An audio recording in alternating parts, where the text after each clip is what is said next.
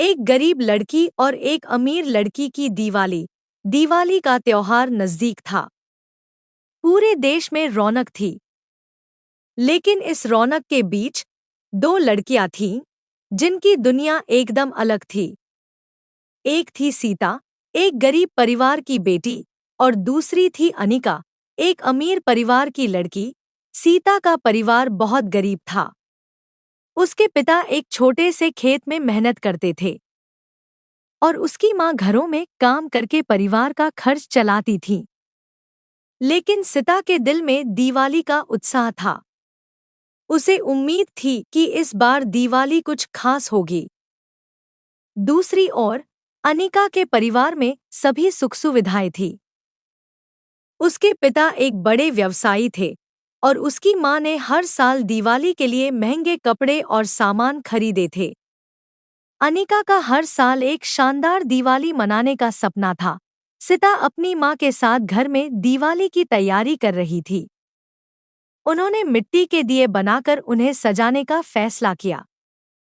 सीता ने सोचा, अगर हम दियों को सजाएंगे तो घर की रौनक बढ़ जाएगी। वहीं अनिका ने अपनी माँ से नए कपड़े और फायरक्रैकर्स खरीदने की इच्छा जताई। उसकी माँ ने बड़े बड़े शोरूम से महंगे कपड़े और शानदार पटाखे खरीदने का मन बना लिया। सीता ने रात को अपने घर में मिट्टी के दिए जलाए। उसने अपने दोस्तों के साथ मिलकर रंग-बिरंगी रंगोली बनाई। उनके चेहरे पर खुशी थी, लेकिन साथ ही उसे यह भी महसूस हुआ कि उनके पास ज्यादा सामान नहीं है। अनिका के घर में दिवाली की पार्टी चल रही थी। परिवार के सभी सदस्य जुटे हुए थे और उन्होंने शानदार खाने और फायरक्रैकर्स का आनंद लिया। अनिका ने अपने दोस्तों को बुलाया था और सब कुछ परफेक्ट लग रहा था। दिवाली की रात सीता अपने दोस्तों के साथ खेलते हुए बाहर गई। वहां पर एक छोटा सा बच्चा आया जो भूखा और परेशान था।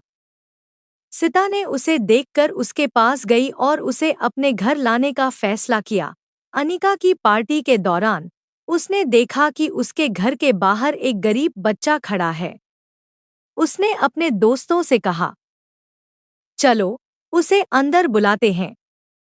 लेकिन उसके दोस्तों ने मजाक करते हुए कहा, नहीं, वो यहाँ नहीं आ सकता। सीता ने उस बच्चे को अपने घर में बुलाया और उसके लिए खाने की व्यवस्था की। बच्चे ने कहा, धन्यवाद दीदी, मुझे भूख लगी थी। सीता की आंखों में खुशी थी कि उसने किसी की मदद की। अनिका ने अपने दोस्तों के साथ मिलकर उस गरीब बच्चे का मजाक उड़ाया। उसे समझ में नहीं आया कि वे क्या कर रहे हैं।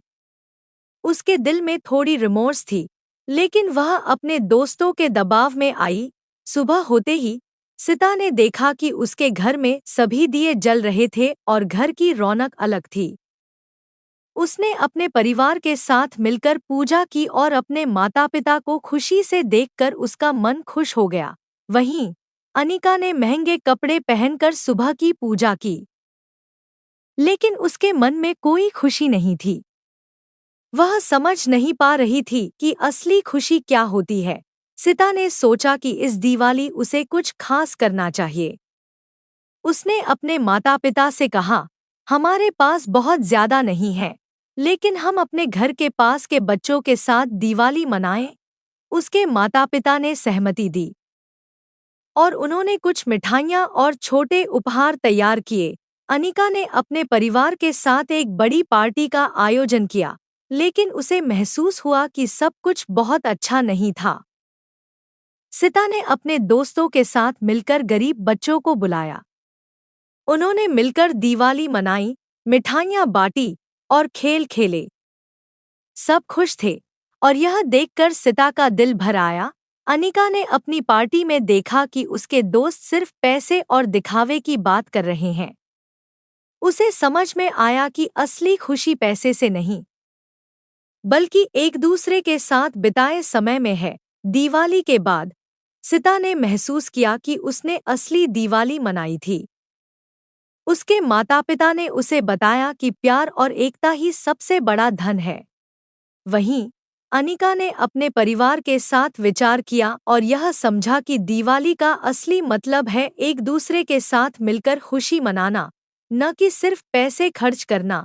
इस तरह सीता और अनिका की कहानियां हमें सिखाती हैं कि असली खुशी और दिवाली का उत्सव किसी भी कीमत से ज्यादा महत्वपूर्ण है। उन्होंने अपने अपने तरीकों से दिवाली मनाई, लेकिन असली दिवाली तो उसी में थी जब उन्होंने एक दूसरे के साथ प्यार और दया बांटी।